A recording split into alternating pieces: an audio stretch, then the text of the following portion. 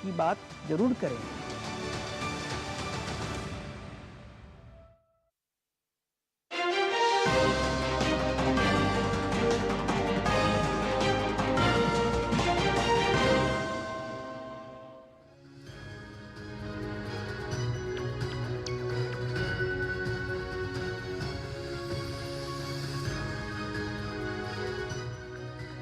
नमस्कार, DD news में आपका स्वागत है। मैं हूं रमन त्यागी। बुलेटिन की शुरुआत करते हैं हेडलाइंस के साथ। प्रधानमंत्री ने महिलाओं और बच्चों की सुरक्षा को लेकर जताई चिंता। महिलाओं के खिलाफ अत्याचार के मामले में जल्द न्याय पर दिया जोर। सर्वोच्च न्यायालय की स्थापना के 75 वर्ष पूरे होने के मौके पर जिला न्यायपालिका सम्मेलन का किया उद्घाटन। डाक टिकट और सिक्का भी किया जारी।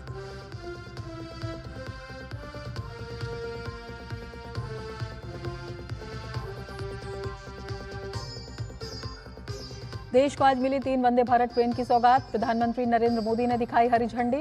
उत्तर प्रदेश, तमिलनाडु और कर्नाटक में कनेक्टिविटी को मिली मजबूती। पीएम ने कहा, वंदे भारत आधुनिक होती भारतीय रेलवे का नया चेहरा।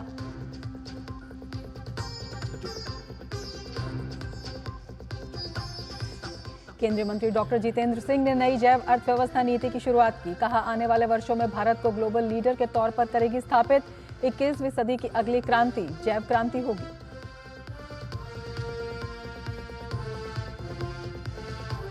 रेप मर्डर केस में ममता सरकार पर भाजपा का लगातार हमला जारी। कोलकाता में भाजपा के धरने का आज तीसरा दिन। बैकफुट पर आई टीएमसी भी कर रही है प्रदर्शन।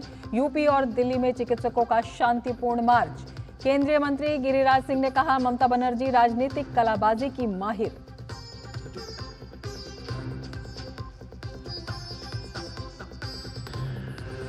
केरल के पलक्कड में आरएसएस की अहम बैठक। संघ से जुड़े विभिन्न संगठनों के प्रतिनिधि ले रहे हैं हिस्सा। 3 दिन चलने वाली बैठक में संगठन के कार्यों की समीक्षा की जाएगी।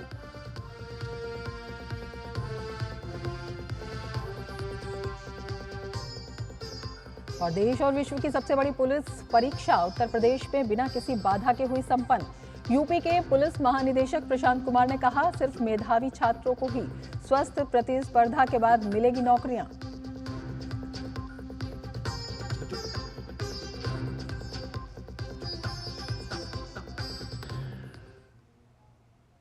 और अब समाचार विस्तार से। प्रधानमंत्री नरेंद्र मोदी ने दिल्ली के भारत मंडपम में जिला न्यायपालिका के राष्ट्रीय सम्मेलन का शुभारंभ किया। इस 2 दिवसीय सम्मेलन में देश भर के न्यायिक अधिकारी शरीक रहे। पीएम ने अपने संबोधन में महिलाओं के खिलाफ अत्याचारों के मामले में जल्द न्याय देने की जरूरत पर बल दिया।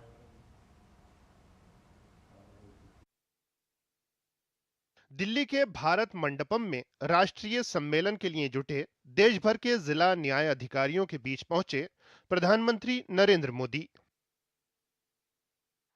सम्मेलन का शुभारंभ करने के साथ साथ पीएम ने स्मारक डाक टिकट और सिक्का भी जारी किया।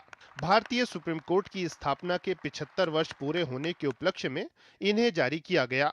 पीएम ने अपने संबोधन में जिला न्यायपालिका को न्याय की प्रथम सीढ़ी बताया।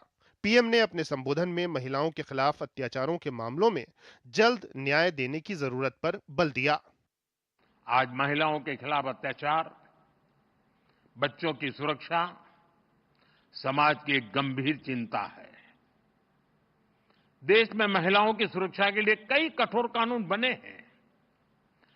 2019 में सरकार ने फास्ट ट्रैक स्पेशल कोर्ट की स्थापना की योजना बनाई थी। इसके तहत अहम गवाहों के लिए डिपोजिशन सेंटर्स का प्रावधान है। इसमें भी डिस्ट्रिक्ट मॉनिटरिंग कमिटीज की भूमिका महत्वपूर्ण हो सकती है। इस कमेटी में डिस्ट्रिक्ट जज, डीएम और एसपी भी शामिल होते हैं। क्रिमिनल जस्टिस सिस्टम के विभिन्न पहलुओं के बीच समन्वय बनाने में उनकी भूमिका अहम होती है। हमें इन कमेटियों को और अधिक सक्रिय करने की जरूरत है। महिला अत्याचार से जुड़े मामलों में जितनी तेजी से फैसले आएंगे, आधी आबादी को सुरक्षा का उतना ही बड़ा भरोसा मिलेगा। पीएम ने कहा कि भारतीय न्यायपालिका ने लोकतंत्र संरक्षक के तौर पर अपनी भूमिका जिम्मेदारी से निभाई है। पीएम ने बीते 1 दशक में न्यायपालिका के आधुनिकीकरण के प्रयासों का उल्लेख किया। पीएम ने कहा कि जिला न्यायपालिका का बुनियादी ढांचा बेहतर बनाने के लिए निरंतर कदम उठाए जा रहे हैं।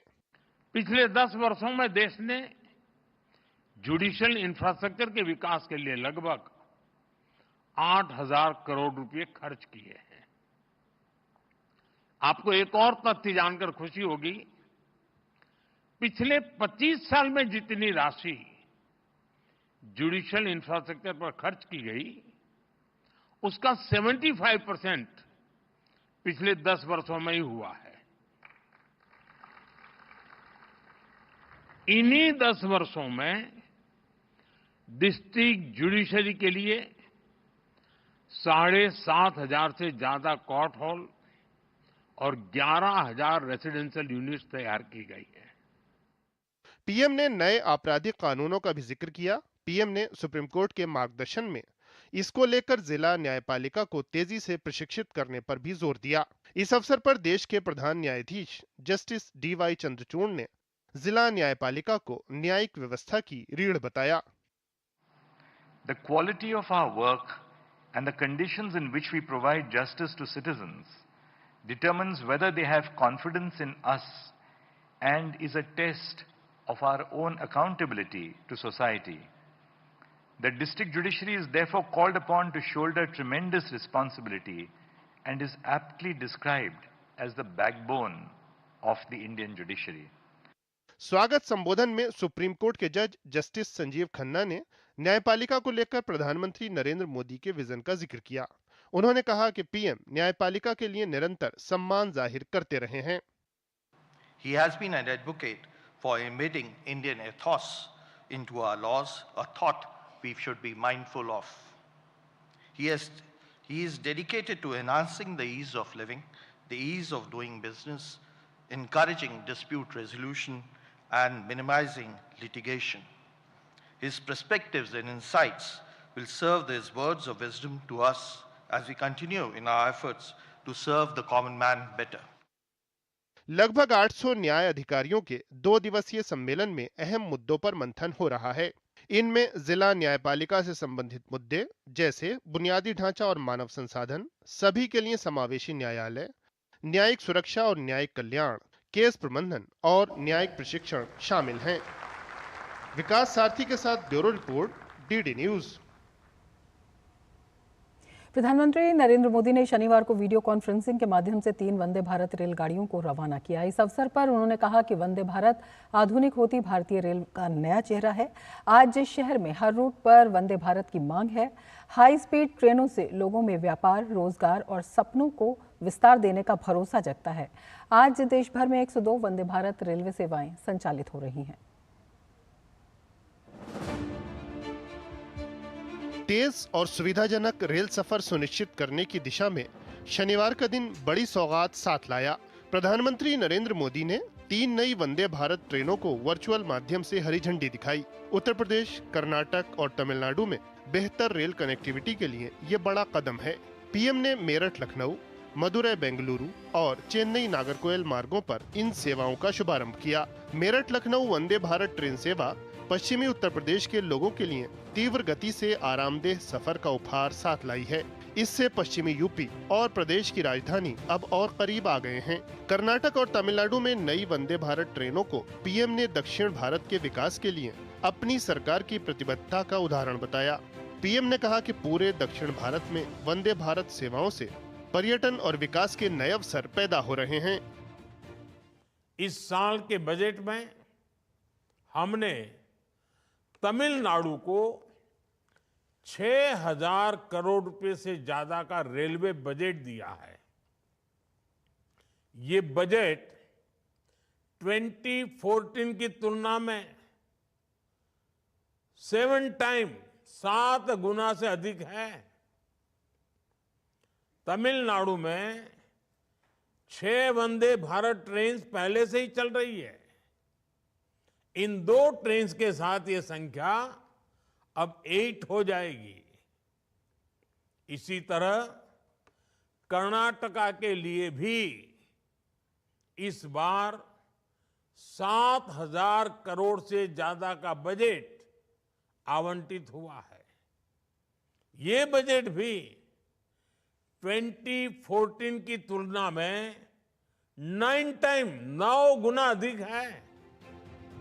पीएम ने वंदे भारत ट्रेनों को आधुनिक होती भारतीय रेलवे का नया चेहरा बताया। पीएम ने भारतीय रेल को सभी के लिए सुखद यात्रा की गारंटी बनाने की प्रतिबद्धता जताई। पीएम ने बीते एक दशक में रेलवे के विकास और विस्तार की तस्वीर भी सामने रखी। हाई स्पीड ट्रेनों के आने से लोगों में अपने व्यापार और रोजगार को, अपने सपनों को विस्तार देने का भरोसा जगता है। आज देश भर में 102 वंदे भारत रेलवे सेवाएं संचालित हो रही हैं। अब तक 3 करोड़ से ज्यादा लोग इन ट्रेनों से यात्रा कर चुके हैं। प्रधानमंत्री ने कहा कि वंदे भारत ट्रेनें प्रमुख शहरों और केंद्रों को एक दूसरे से जोड़ रही हैं। इससे सभी वर्गों को बड़े पैमाने पर लाभ हो रहा है। जिन जगहों तक वंदे भारत एक्सप्रेस की सुविधा पहुंच रही है, वहां पर्यटकों की संख्या बढ़ रही है। पर्यटकों की संख्या बढ़ने का मतलब है वहां कारोबारियों, दुकानदारों की आय में बढ़ोतरी हो रही है। हमारे यहां रोजगार के नए अवसर भी तैयार हो रहे हैं। रेल मंत्री अश्विनी वैष्णव ने अपने संबोधन में रेलवे के विकास के लिए पिछले एक दशक में हुए कार्यों का जिक्र किया। उन्होंने इसके लिए मोदी सरकार द्वारा किए गए प्रयासों को अभूतपूर्व बताया। देश भर में 1326 स्टेशन का पुनर्निर्माण का काम चल रहा है, जो कि विश्व में सबसे बड़ा स्टेशन रीडेवलपमेंट प्रोजेक्ट है। कवच जैसी आधुनिक टेक्नोलॉजी देश में डेवलप की गई। अभी हाल ही जुलाई में ये कंप्लीट हुआ इसका डेवलपमेंट, और अब मिशन मोड में देश भर में इसे इम्प्लीमेंट किया जाएगा। माननीय प्रधानमंत्री जी ने लाल किले से आह्वान किया है कि हम सब 3 गुना मेहनत करें। माननीय प्रधानमंत्री जी, रेल परिवार के 12 लाख सदस्य आपको विश्वास दिलाते हैं कि हम सभी देश की अपेक्षाओं पर खरे उतरने के लिए जी जान लगा देंगे। छात्रों, व्यापारियों और पर्यटकों के साथ साथ आम यात्रियों के लिए वंदे भारत सेवाएं बेहद लाभदायक सिद्ध हुई हैं। 24 राज्यों और केंद्र शासित प्रदेशों में संचालित इन सेवाओं में 280 से अधिक जिले कवर हो रहे हैं। वंदे भारत की इस रफ्तार में तेजी से आगे बढ़ने की देश की आशा आकांक्षा भी दिखाई देती है। Bureau report, DD news. प्रधानमंत्री नरेंद्र मोदी ने मेरठ को लखनऊ, मदुरई को बेंगलुरु और चेन्नई को नागरकोइल से जोड़ने वाली 3 नई वंदे भारत ट्रेन को शनिवार को हरी झंडी दिखाई। आधुनिक विश्व स्तरीय सेवाओं से सुसज्जित इन वंदे भारत ट्रेनों की क्या है खास विशेषता, देखिए हमारी ये खास रिपोर्ट। 3 नई वंदे भारत ट्रेनों की सौगात से उत्तर प्रदेश, कर्नाटक और तमिलनाडु के लोगों को तेज और सुविधाजनक यात्रा की सुविधा हासिल हुई है। पिछले 5 वर्षों के अंदर देश भर में चल रही 102 वंदे भारत ट्रेन के बेड़े में 3 और नई वंदे भारत ट्रेन मदुरई से बेंगलुरु, चेन्नई से नागरकोइल और मेरठ से लखनऊ के बीच शुरू की गई। मेक इन इंडिया के तहत बने भारत की पहली semi high speed train Vande Bharat की मांग निरंतर बढ़ती जा रही है और ये यात्रियों को बेहद पसंद आ रही है। लिहाजा बड़ी संख्या में वंदे भारत ट्रेनों का निर्माण किया जा रहा है और जैसे जैसे इनके रैक तैयार हो रहे हैं, उन्हें अत्याधुनिक मांग वाले शहरों से चलाया जा रहा है। अभी तक देश के करीब सभी राज्यों से और कई राज्यों में 1 से अधिक वंदे भारत ट्रेनों का परिचालन किया जा रहा है। पश्चिमी यूपी के लोग मेरठ से लखनऊ के बीच वंदे भारत ट्रेन सेवा शुरू होने से बेहद उत्साहित हैं। वंदे भारत ट्रेन शुरू होने से मेरठ से लखनऊ के बीच करीब 460 किलोमीटर का सफर लगभग 7 घंटे में पूरा किया जा सकेगा, जिसे पूरा करने में अभी करीब 8.5 घंटे लगते हैं। जाहिर तौर पर ये वंदे भारत ट्रेन मेरठ और प्रदेश की राजधानी लखनऊ के बीच कनेक्टिविटी को बेहतर करेगी और यात्रा के समय को भी कम करेगी। इससे इस इलाके में पर्यटन और आर्थिक गतिविधियों को भी बढ़ावा मिलेगा। पहले मेरठ से दिल्ली की दूरी 5 से 6 घंटे की होती थी और मेरठ से लखनऊ की दूरी 10 से 12 घंटे की होती थी। मेरठ से जैसे दिल्ली दूर नहीं, अब मेरठ से लखनऊ दूर नहीं और लखनऊ से मेरठ दूर नहीं। उसके लिए प्रधानमंत्री जी को और मुख्यमंत्री जी को और अश्विनी वैष्णव जी को बहुत बहुत धन्यवाद। मैं बधाई देना चाहता हूं कि जिस तरीके का डेवलपमेंट 2014 के बाद मेरठ में देखने को मिल रहा है। आज हमें वंदे भारत मिली है, उससे पहले एक्सप्रेस हाईवे मिले हैं। वंदे भारत ने एक नई क्रांति लाने का काम ये करेगी, क्योंकि व्यापार की दृष्टि से यदि देखा जाए, या लखनऊ, मेरठ से लखनऊ की जो दूरी जो 10 से 12 घंटे हुआ करती थी, आज 6 घंटे मात्र रह गई है। निश्चित तौर से जैसे दिल्ली दूर नहीं, ऐसी अब लखनऊ दूर नहीं है। शनिवार को शुरू की गई 3 वंदे भारत ट्रेनों का परिचालन देश के कई महत्वपूर्ण शहरों और ऐतिहासिक स्थलों को जोड़ेगा। विश्व स्तरीय सुविधाओं से लैस और हवाई जहाज की तर्ज पर बने वंदे भारत ट्रेनों के संचालन से न सिर्फ लोगों को समय की बचत हो रही है, बल्कि उन्हें विश्व स्तरीय अत्याधुनिक सुविधाओं का भी लाभ मिल रहा है, जिसको लेकर यात्री काफी रोमांचित हैं। तमिलनाडु के लोग भी नई वंदे भारत ट्रेन की शुरुआत को लाभदायक पहल मान रहे हैं। भारतीय रेल की एक बड़ी उपलब्धि हम कह सकते हैं, क्योंकि Vande Bharat semi high speed train के परिचालन से एक बड़ा हम कह सकते हैं कि जो परिवर्तनकारी जो कार्य हुआ है हिंदुस्तान में, जिसकी वजह से हिंदुस्तान दुनिया भर के मुल्क के साथ अपने को compete कर सकेगा। My name is M. Sanjay. I am studying in 8th B in the Sri Ramakrishna Mission Higher Secondary School, Main T Nagar, Chennai. I like this train. When is the train launched to the India? I love to go in the train, and this is the desire. The desire is fulfilled by the school, and that is supported by the government.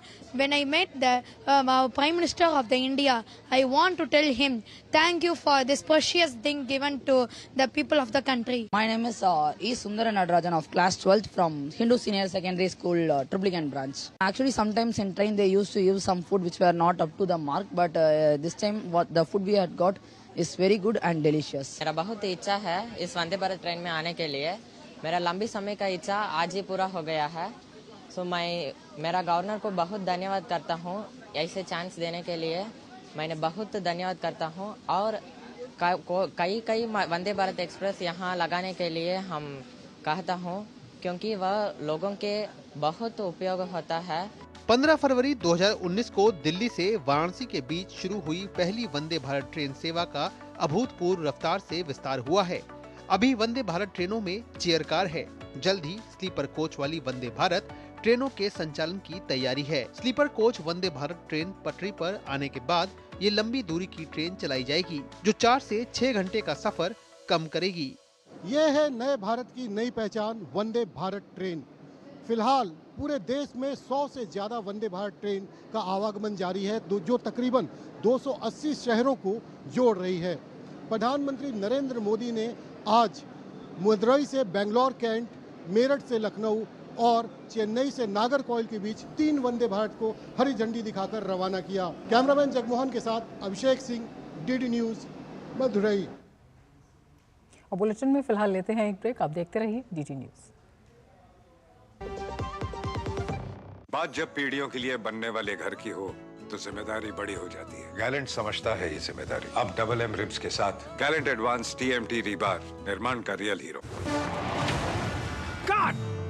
सुरक्षा की guarantee हर चीज में जरूरी है, चाहे वो मुश्किल stunt हो या अच्छी फसल। इसलिए ले आइए IIL के ट्रैक्टर ब्रांड का शिनबार, जो देता है सुंडी और ट्रिप से सुरक्षा की guarantee.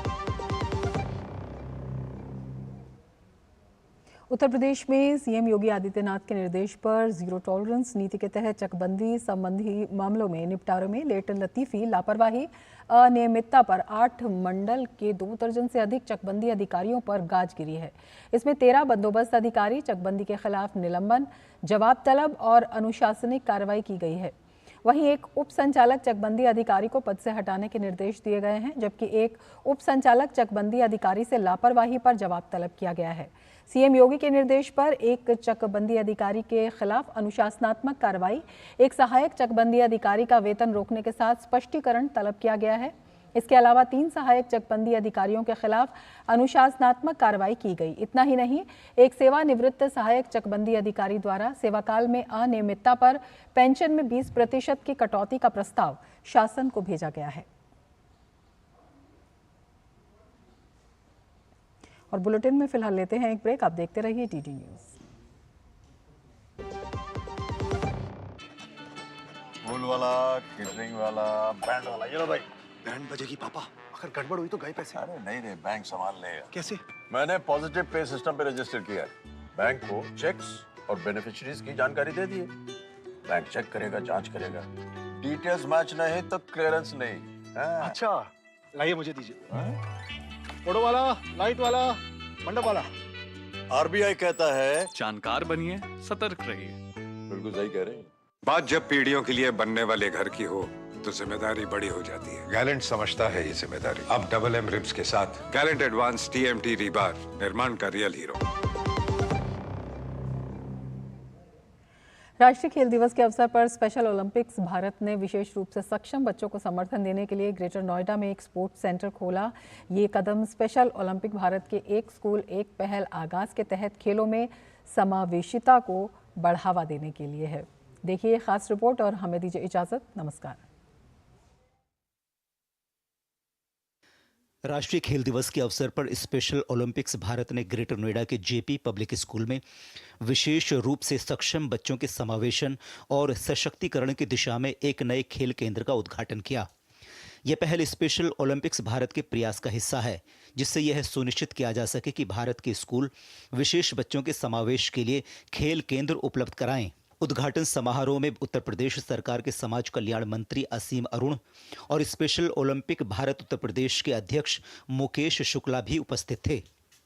The purpose of this Special Olympics Bharat Center opening in Greater Noida JP School is to bring special children on a platform where they can compete, where they can evolve as sports persons and as citizens of India.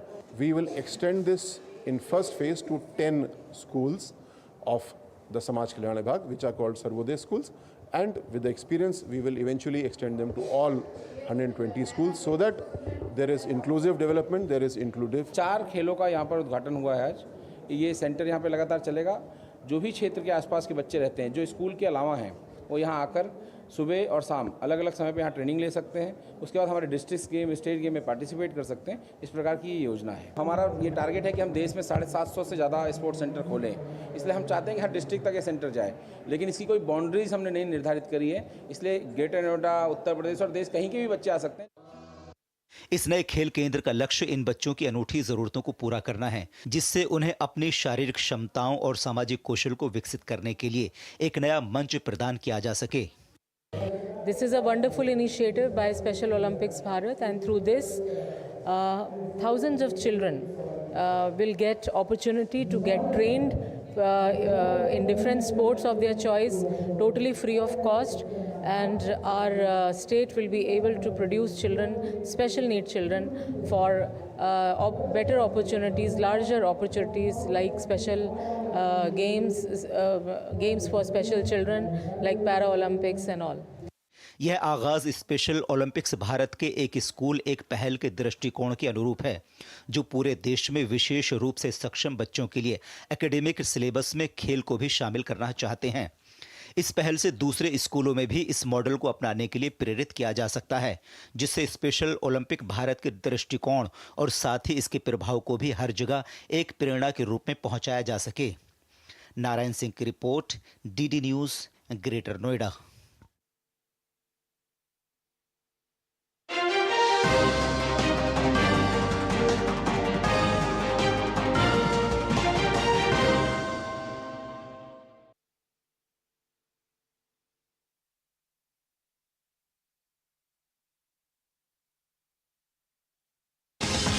दिन भर की भाग दौड़ में जब छूट जाएं जरूरी खबरें, जब आप हो जल्दी में और जाननी हो हर खबर, जब फटाफट अंदाज में देखनी हो आपको तेज खबर, जब केवल आधे घंटे में जानना हो देश दुनिया का हाल, तब देखिए खबरों का हाई स्पीड शो एक्सप्रेस 100।